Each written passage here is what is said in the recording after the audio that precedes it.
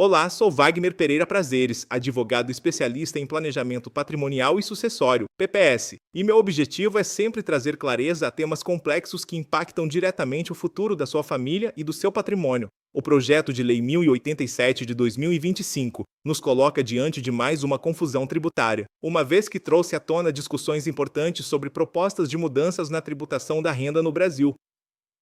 É fundamental que você entenda o que está em jogo, pois essas alterações podem ter um impacto significativo na forma como você organiza e transfere seus bens para as próximas gerações. Lembre-se, quem tem filhos e bens, quando morre, os filhos precisam necessariamente fazer um inventário. E como sempre digo, quem não tem vida eterna não tem que ter bens.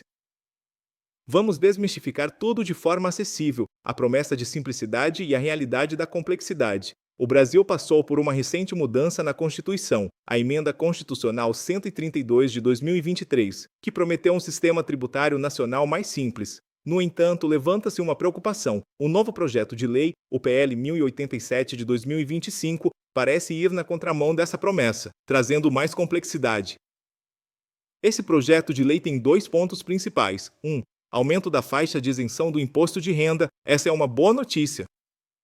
Há muito tempo a tabela do imposto de renda não era atualizada, e essa mudança visa corrigir uma distorção, beneficiando muitos contribuintes ao aumentar o valor da renda que fica isenta de imposto. Isso é justo e necessário, pois respeita o princípio de que quem ganha menos deve pagar menos imposto. 2. Criação de um imposto sobre a renda das pessoas físicas mínimo, e aqui exige a grande confusão tributária. Essa é uma proposta de um novo imposto, que o governo quer cobrar de quem tem altas rendas, ou seja, de quem ganha mais de R$ 600 mil por ano, com uma alíquota de 10% para rendimentos acima de R$ 1,2 milhão anuais.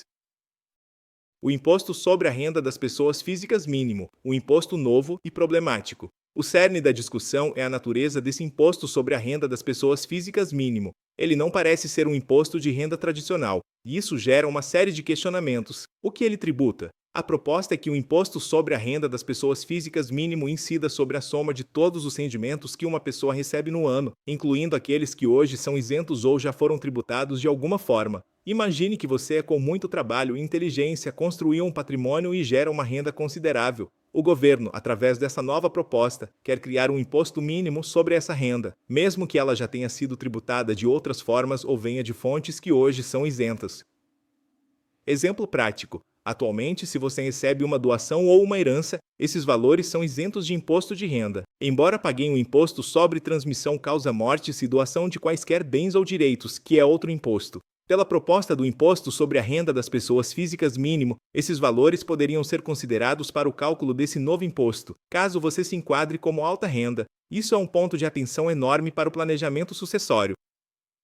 Outro exemplo crucial: os lucros e dividendos que você recebe como sócio de uma empresa. Hoje, esses valores são isentos de imposto de renda na sua mão, porque a empresa já pagou imposto sobre o lucro antes de distribuí-lo.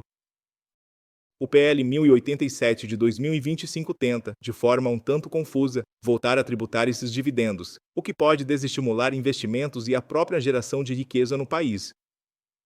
Por que ele é problemático? Porque, no meu entendimento, o imposto sobre a renda das pessoas físicas mínimo desrespeita princípios constitucionais importantes. Simplicidade, em vez de simplificar, ele adiciona uma nova camada de complexidade ao sistema tributário.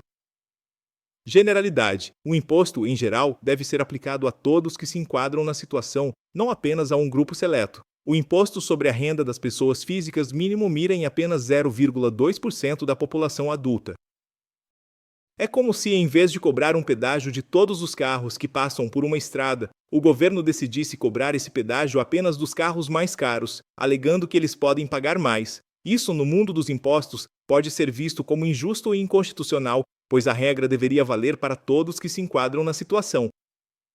Progressividade. Embora o governo diga que o imposto é progressivo, quem ganha mais paga mais, questiona-se se ele realmente cumpre esse princípio da forma adequada. Impacto nos pequenos e médios empresários. Mesmo quem está no Simples Nacional, um regime tributário simplificado para pequenas e médias empresas, que deveria ter tratamento favorecido, pode ser afetado.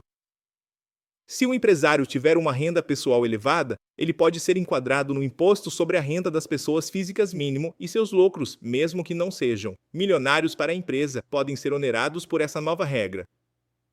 A urgência do planejamento patrimonial e sucessório.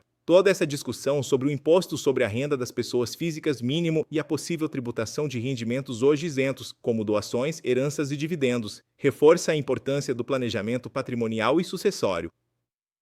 Como especialista em PPS, vejo que propostas como essa só aumentam a necessidade de você agir proativamente para proteger seu patrimônio e garantir a tranquilidade da sua família. O inventário é o vilão. Relembro sempre que o processo de inventário pode corroer de 15% a 40% do patrimônio a ser transferido, além de ser demorado e gerar conflitos familiares. Se o imposto sobre a renda das pessoas físicas mínimo for aprovado e incidir sobre heranças, por exemplo, os custos podem se tornar ainda mais proibitivos. Testamento, doação direta e seguros de vida não são a solução. O testamento é obsoleto e não evita o inventário, podendo até atrasá-lo e gerar conflitos. A doação direta em vida faz com que o doador perca o controle sobre os bens, e os custos com imposto sobre transmissão causa mortes e doação são os mesmos do inventário. Usar seguro de vida para custear um inventário é insensato. O dinheiro deveria beneficiar os herdeiros, não pagar impostos e taxas. Proteção e redução de custos. O PPS, através da estrutura de uma holding familiar, permite que você organize seu patrimônio, proteja-o de riscos, inclusive de novas tributações, e planeje a sucessão de forma eficiente, reduzindo drasticamente os custos e a burocracia. Toda a partilha do patrimônio será decidida com aqueles que o constituíram, ainda em vida.